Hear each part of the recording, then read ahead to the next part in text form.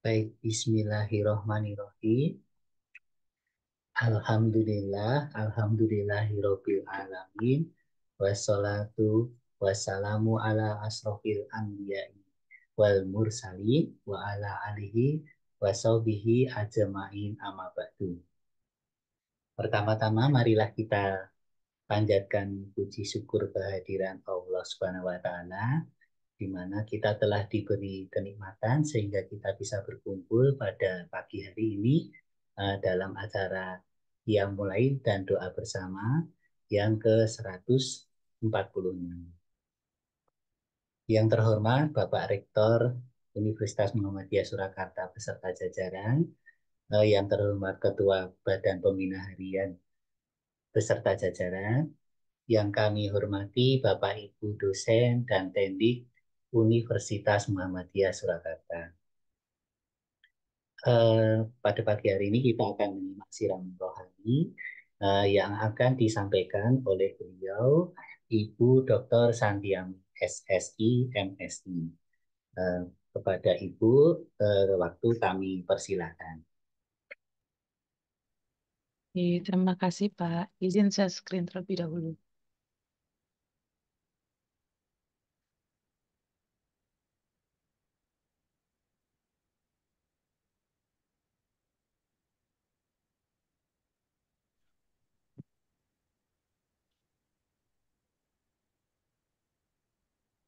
Assalamualaikum warahmatullahi wabarakatuh. Waalaikumsalam. Bismillahirrahmanirrahim. Alhamdulillahirabbil alamin. Wassalatu wassalamu ala asyrafil anbiya'i wal mursalin sayyidina wa maulana Muhammadin wa ala alihi washabihi ajmain. Segala puji bagi Allah Subhanahu wa taala, Tuhan semesta alam yang telah melimpahkan rahmat, taufik dan hidayahnya kepada kita semua sehingga pada pagi hari yang penuh berkah ini kita dapat berkumpul dalam keadaan sehat walafiat. Salawat serta salam semoga senantiasa tercurah kepada junjungan kita Nabi Muhammad SAW beserta keluarga dan para sahabat beliau. Semoga kita semua selalu berada dalam lindungan dan rahmat Allah Subhanahu Wa Taala.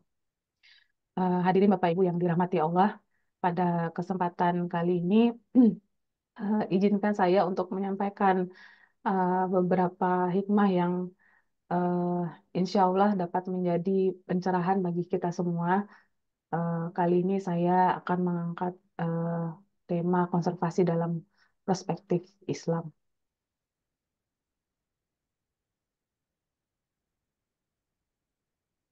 Oke.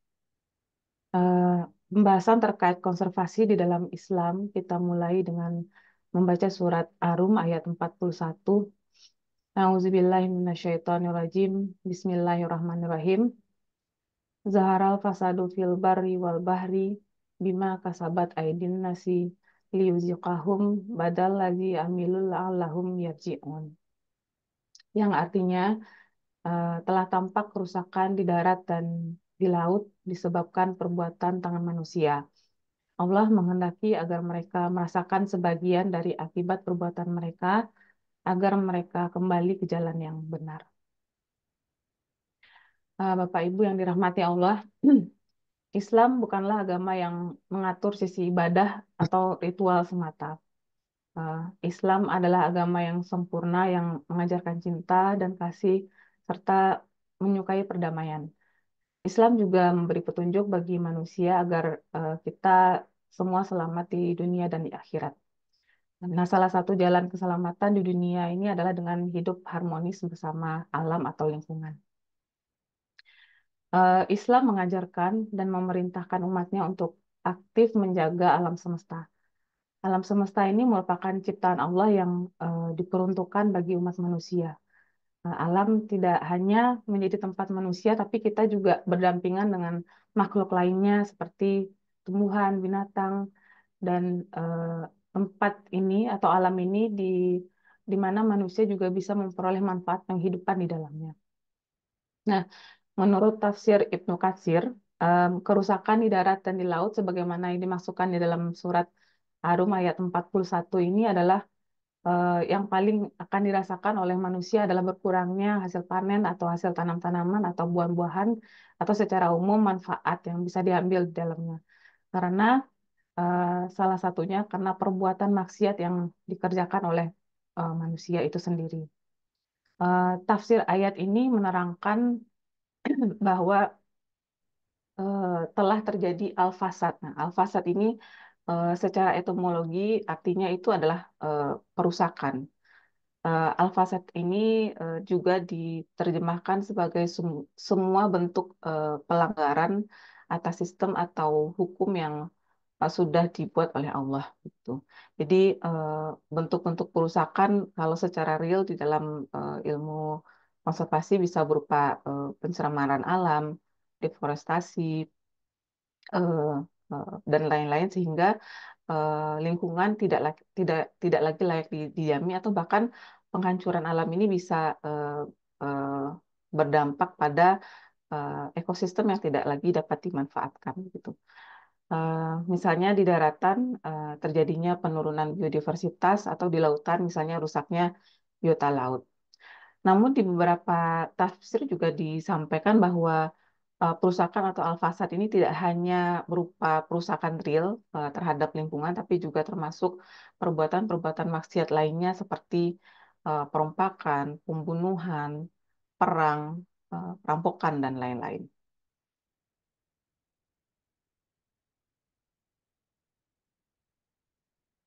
Oke. Perilaku permusakan alam ini tidak mungkin dilakukan oleh orang beriman, nih, Bapak dan Ibu. Karena sesungguhnya manusia yang beriman ini tahu bahwa semua perbuatannya akan dipertanggungjawabkan nanti di depan Allah. Dalam ayat ini Allah menegaskan bahwa tidak seluruh akibat buruk perusakan alam itu dirasakan oleh manusia, tetapi hanya sebagian saja. Oke.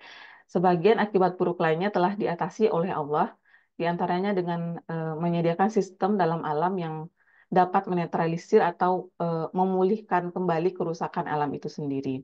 Nah, di dalam ilmu ekologi, konsep penyembuhan diri sendiri ini disebut sebagai konsep resiliensi ekosistem, begitu. Yang artinya alam memiliki kapasitas untuk menyerap gangguan ini kembali sambil mempertahankan struktur dan fungsinya. Eh, Hal ini menunjukkan betapa besar kasih sayang Allah kepada manusia. Bapak dan Ibu yang dirahmati Allah, sebetulnya konsep resiliensi ekosistem ini dapat kita kaitkan dengan resiliensi pada diri sendiri. Secara literatur psikologis, resiliensi merupakan eh, kemampuan kita untuk mengatasi semua peristiwa yang bersifat negatif atau bersifat bersifat traumatis sehingga kita dapat kembali pada kondisi yang stabil. Eh, oleh karena itu, eh, resiliensi berperan penting dalam melawan semua adanya gangguan eh, yang menghampiri kita sebagai individu ataupun sebagai bagian dari komunitas. Kapasitas adaptasi situasi yang sulit ini bisa menjadi bekal penting untuk kita bertahan atau bangkit dari kondisi tersebut. Eh, Mengingat dinamika hidup yang semakin kompleks yang pasti tidak tidak selalu berjalan sebagaimana yang kita inginkan atau kita kehendaki. Terkadang ada masanya kita senang atau kadang susah, kadang bahagia, kadang duka. Maka peran resiliensi ini sangat signifikan terutama dalam kehidupan kita bersosial. Posisi individu yang resilient dapat menjadikan permasalahan sebagai tantangan atau challenge ini dan kegagalan kita bisa menganggapnya sebagai keberhasilan atau kesuksesan yang tertunda saja. Kemudian di samping itu Al-Quran sebagai way of life yang sudah seharusnya mampu memberikan solusi dan mengakomodir semua apapun bentuk problematika kehidupan yang kita alami. Al-Quran juga merupakan kitab suci yang memuat segala bentuk petunjuk moral dan sifatnya universal, universal dan bisa berlaku sepanjang zaman. Oke, Bapak dan Ibu yang dirahmati Allah, kita balik kembali kepada konsep konservasi lingkungan yang tadi. Seandainya Allah tidak sayang kepada manusia dan tidak menyediakan sistem alam atau resiliensi tadi untuk memulihkan kerusakannya, maka pastilah manusia akan merasakan seluruh akibat perbuatan zalimnya kepada alam. Di dalam Al-Quran pada surat Ar-Rum ayat 41 sudah dijelaskan bahwa kerusakan alam terjadi akibat perbuatan manusia. Allah membuat manusia merasakan sebagian saja akibat kerusakan alam. Dengan cara manusia merasakan sebagian kerusakan tersebut, maka atas cinta kasih dan kekuasaan Allah, maka Allah berharap kita manusia kembali ke jalan yang benar dan hidup harmonis bersama alam.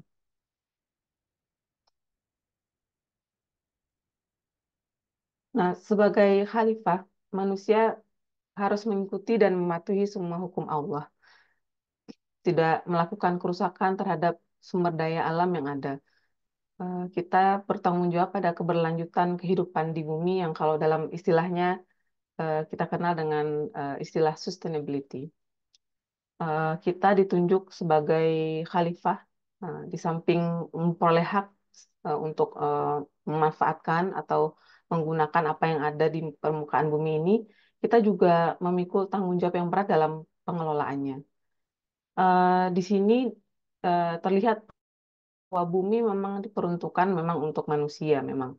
Namun demikian, manusia tentu tidak boleh memperlakukan bumi semaunya sendiri begitu. Hal ini ditunjukkan dari di Al-Quran, kata-kata bumi ini muncul sebanyak 453 kali. Dan itu lebih banyak dibandingkan kata-kata langit dan surga. Nah, hal ini memberikan kesan kuat tentang kebaikan dan kesucian dari bumi. Debu, debu dapat menggantikan air dalam bersuci. Nabi Muhammad sendiri pernah bersabda bahwa bumi diciptakan untukku sebagai masjid dan sebagai alat untuk bersuci.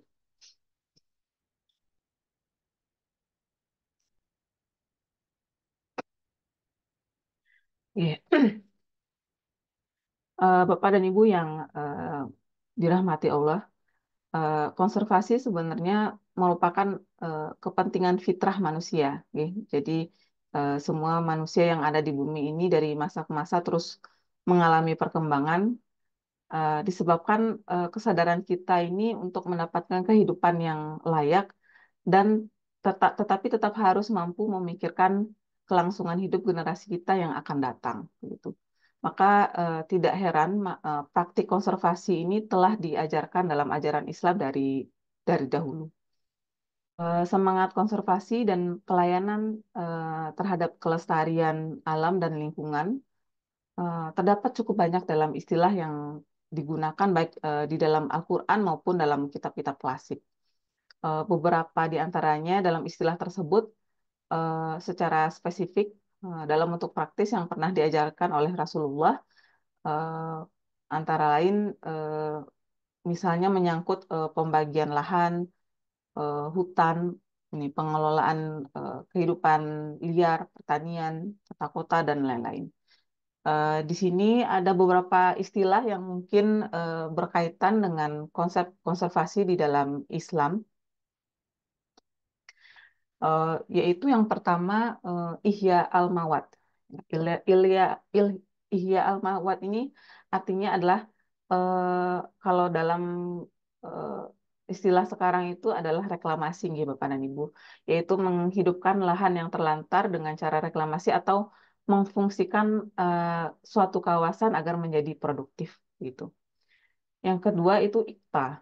IKTA ini adalah lahan yang sudah diberi izin oleh negara untuk kepentingan pertanian sebagai lahan garap untuk pengembang atau investor.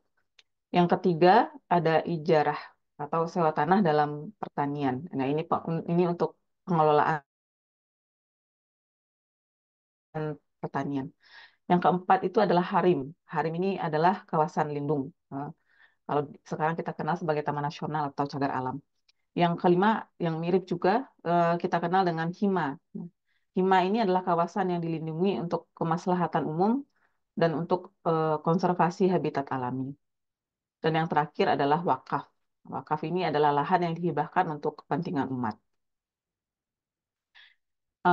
Bapak dan Ibu, hukum syariat Islam mempunyai bentuk-bentuk dasar dan semangat konservasi alam yang baik sebagai referensi. Beberapa prinsip di atas dapat kita adaptasi sebagai bentuk dasar dalam konservasi alam melalui syariat Islam. Keperluan konservasi yang semakin kompleks dan semakin meluas dapat saling mengisi di antara 6 aspek yang sudah ditampilkan ini.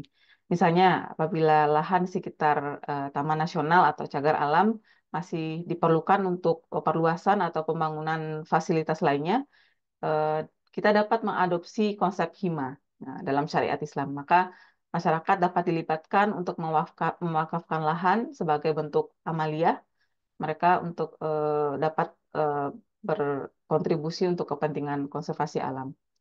Atau misalnya contoh lain demikian pada pola-pola harim atau pada zona harim dapat dimasyarakatkan melalui penyadaran kepada masyarakat melalui pelestarian kawasan, contohnya kawasan aliran air atau jasa ekosistem berupa anjuran syariat. Maka dengan memahami penerapan syariat yang menganjurkan pada kemaslahatan bersama dan di dalamnya ada unsur ibadah kepada Allah Subhanahu wa taala, akan lebih banyak partisipasi umat dalam menyumbangkan lahan-lahan untuk kepentingan konservasi.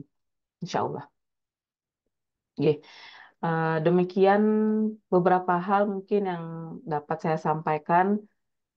Semoga apa yang telah kita dengarkan bersama bisa bermanfaat dan menambah keimanan serta ketakwaan kita kepada Allah Subhanahu wa taala. Jika ada kekhilafan dalam penyampaian itu datang dari saya pribadi dan segala kebenaran adalah milik Allah Subhanahu wa taala semata. Langsung minallah wa fatun qarib wa basyiril mu'minin. Semoga Allah selalu memberikan pertolongan dan kemenangan bagi orang-orang beriman. Wassalamualaikum warahmatullahi wabarakatuh. Waalaikumsalam warahmatullahi. Terima kasih kepada Ibu Santiami yang telah menyampaikan materi serta paparan tausiahnya. Semoga bisa bermanfaat untuk kita semua. Dan untuk menambah keberkahan pada acara pagi hari ini, maka akan ditutup dengan doa yang akan disampaikan oleh beliau Ibu Yeti Dahliana. Kepada Ibu Yeti Dahliana, kami persilakan. Oke, baik. Terima kasih Bapak atas waktu yang sudah diberikan kepada saya. Assalamualaikum warahmatullahi wabarakatuh. Baik, Bapak, Ibu-ibu semuanya, mari kita menundukkan kepala, menengadahkan tangan, memohon kepada Allah Subhanahu wa taala untuk memberikan kemampuan kepada kita dalam melaksanakan semua amanah baik itu di lingkungan keluarga, lingkungan masyarakat maupun lingkungan universitas kita tercinta. Bismillahirrahmanirrahim. Alhamdulillahirabbil alamin. Hamdan yuwafi ni'amahu wa yukafi'u mazidah. Ya Rabbana lakal hamdu kama yanbaghi li jalali wajhikal karim wa 'azimi sultanik. Allahumma shalli wa sallim ala sayyidina wa habibina wa syafi'ina wa maulana wa qurrati a'yunina Muhammad sallallahu alaihi wasallam. Allahumma anta rabbi la ilaha illa anta khalaqtani wa ana abduka wa ana ala ahdika wa wa'dika mastata'tu a'udzu bika min syarri ma sana'tu abu'u laka bi ni'matika alayya wa abu'u bi dzambi waghfirli fa innahu la yaghfiru dzunuba illa anta. Allahumma inna nas'aluka salamatan fid din wa afiyatan fil jasad wa ziyadatan fil ilm wa barakatan fil rizq wa taubatan qoblal maut wa rahmatan indal maut wa maghfiratan ba'dal maut. Allahumma hawwin alaina fi sakaratil maut wan najata minan nar wal afwa indal hisab. Allahumma inna nas'alukal afwa wal afiyata fid dunya wal akhirah. Allahumma inna nas'alukal afwa wal afiyata fi dinina wa dunyana wa ahlina wa malina. Allahumma astur auratina wa amin rawatina. Allahumma hfadna min baini yadayna wa min khalfina wa an yaminina wa an shimalina wa min fawqina. Allahumma inna nas'aluka ilman nafi'an wa rizqan thayyiban wa amalan mutaqabbalan. Allahumma ighfir lana dhunubana wa dhunuba walidayna warhamhuma kama rabbayana shighara.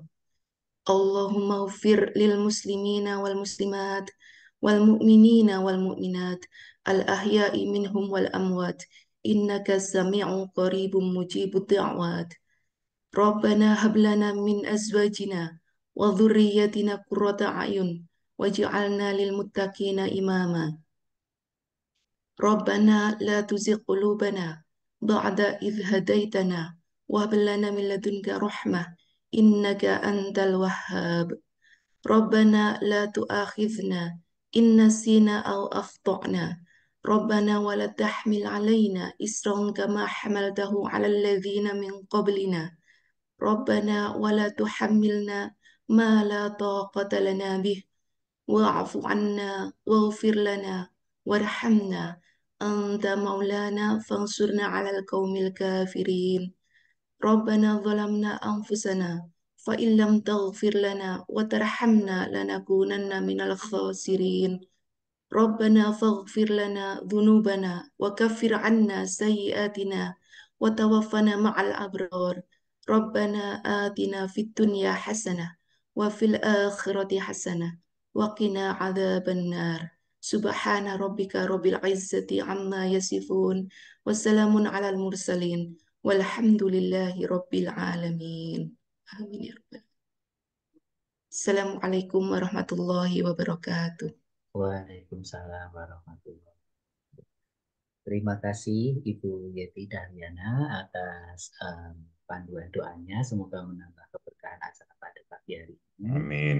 Baiklah Bapak Ibu, kita sudah selesai pada penghujung acara pagi hari ini. Marilah kita tutup acara pada pagi hari ini dengan bacaan Alhamdulillah bersama-sama. Alhamdulillah Rabbil Alamin. Akhirul kalam. Wassalamualaikum warahmatullahi wabarakatuh. Waalaikumsalam.